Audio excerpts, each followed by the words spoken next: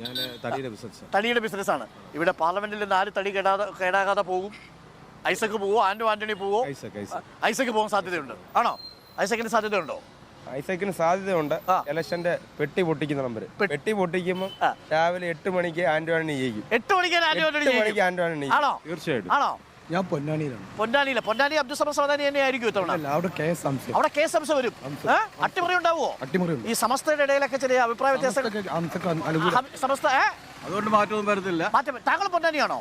അല്ല, ഞാൻ പത്തനംതിട്ടയിൽ എന്താ സാധ്യത? പത്തനംതിട്ടയില് ആര് ജയിച്ചാലും പ്രത്യേകിച്ച് കാര്യങ്ങളൊന്നും ഇല്ല. അതാണ്. പക്ഷെ എന്നാലും ആർക്കായിരിക്കും സാധ്യത? പിന്നെ UDF ആണ് ഇപ്പൊ പുതിയ മുൻകൂട്ടം പറയുന്നത്. UDF മുൻതൂക്കം പറയപ്പെടുന്നു. കാര്യം മണ്ഡലത്തിൽ ഒരു കോൺഗ്രസ് പാരമ്പര്യം ഉണ്ടല്ലോ. ഇദ്ദേഹം പറയുന്ന പോലെ 8 മണിക്ക് പെട്ടി തുറന്നാൽ ആന്റണി ജയിച്ചു, ഐസക് പൊട്ടിയെന്നാണ്. വോട്ട് കൗണ്ട് ചെയ്യണ്ടായോ? കൗണ്ട് ചെയ്യണ്ട, അതൊരു ചോദ്യമല്ലേ? നമുക്ക് ഇങ്ങനെയുള്ള വ്യാജ പ്രചരണങ്ങളാണ് ജനങ്ങളുടെ ഇടയില് UDF-കാർ പകർത്തുന്നത്.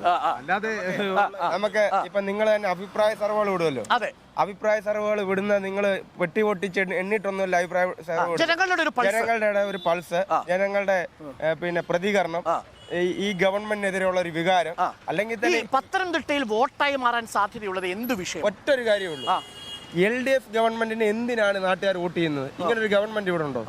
അങ്ങനെ ഒരു ഗവൺമെന്റ് വോട്ട് ചെയ്തിട്ട് കാര്യമില്ല. അതുകൊണ്ടാണ് LDF ഗവൺമെന്റ് ഇവിടെ നടത്തിയിരിക്കുന്ന വികസന പ്രവർത്തനങ്ങൾ നമുക്ക് കാണാവുന്ന തന്നെയല്ലേ.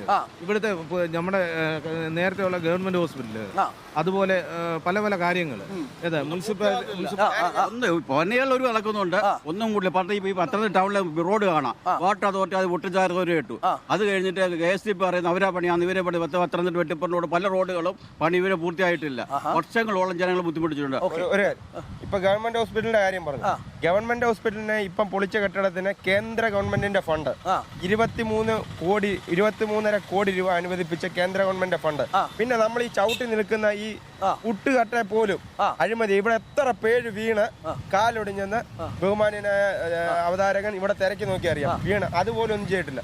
പിന്നെ ഈ പത്തനംതിട്ട ടൗണിന്റെ ഔട്ടറും ഈ ടൗണിന്റെ ഈ പ്രദേശത്ത് നിന്ന് നോക്കിയാൽ നമ്മുടെ ജില്ലാ ആസ്ഥാനത്തിന്റെ അവസ്ഥയാണ്. അതുകൊണ്ട് ജില്ലാ ആസ്ഥാനമാണ് മൊത്തം കുഴിയായിട്ട് ഇതെല്ലാമായിട്ട് കിടക്കുക. MP ആരായിരുന്നു?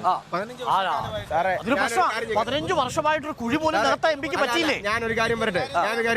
ഇവിടുത്തെ പ്രാദേശിക ഭരണം എന്ന് പറയുന്ന നഗരസഭ LDF ആണ്. ഇവിടുത്തെ MLA, പിന്നെ ഒരു MP-യേക്കാൾ എത്രയോ മേളിലാണ് പ്രോട്ടോകോൾ അനുസരിച്ച് ഒരു മന്ത്രി. ആ മന്ത്രിയുള്ള സ്ഥലമാണ്, മന്ത്രിയുടെ മുനിസിപ്പാലിറ്റിയാണ് പത്തനംതിട്ട മുനിസിപ്പാലിറ്റി. അപ്പോൾ മണ്ഡലത്തിൽ ഇപ്പോൾ സർക്കാരിനെതിരായിട്ടുള്ള വിരുദ്ധ വികാരവും പ്രതിഫലിക്കുമെന്നാണ് പറയുന്നത്. പഴയ KSU പ്രവർത്തകനായിരുന്നു അല്ലേ? എന്തായിരുന്നു പേര്? അൻസർ. ഓക്കെ.